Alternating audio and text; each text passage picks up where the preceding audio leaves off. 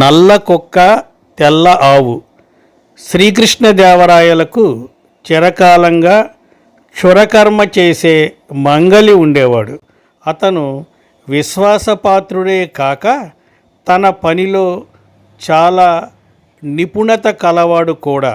అతను సదాచార పరాయణుడు, క్షురకుడైన నిరంతర నిష్ఠాగరిష్ఠుడు, దైవభక్తి పరాయణుడు.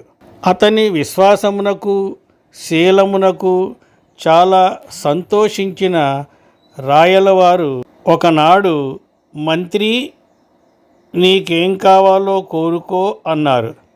మంగలిని మంత్రి అని కూడా అంటారు గౌరవంగా. అప్పుడు అతను చేతులు జోడించి, ప్రభు, తమరికి తెలియనిదేమున్నది? నేను చిన్నప్పటి నుంచి నిష్ఠా నియమాలు పాటిస్తూ వచ్చినవాడిని. ఎలాగైనా నన్ను బ్రాహ్మణునిగా చేయించండి చాలు.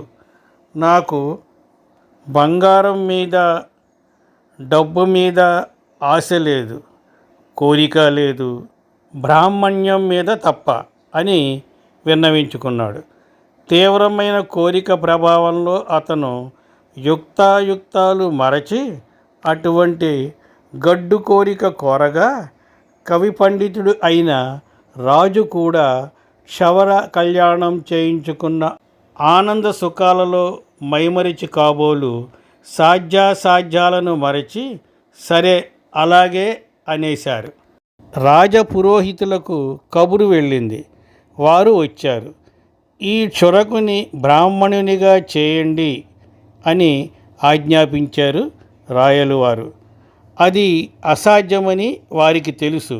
కానీ రాజాజ్ఞని కాదంటే దండన తప్పదు కదా అన్న ప్రాణభయం కొద్దీ అయిష్టంగానే విధి లేక తల ఊపారు.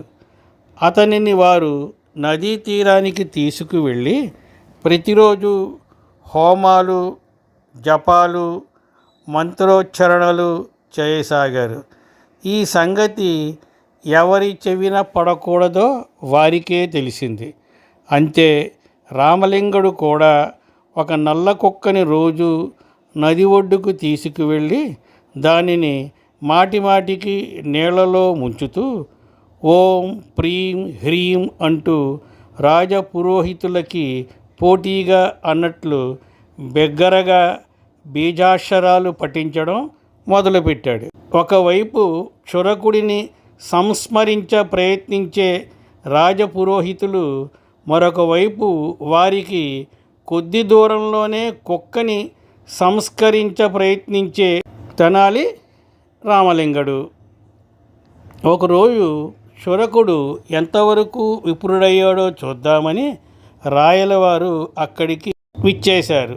అప్పటికి ఇటు రాజపురోహితులు, అటు రామలింగడు బిగ్గరగా మహా హడావిడి పడిపోతూ మంత్రోచ్చారణ చేస్తున్నారు.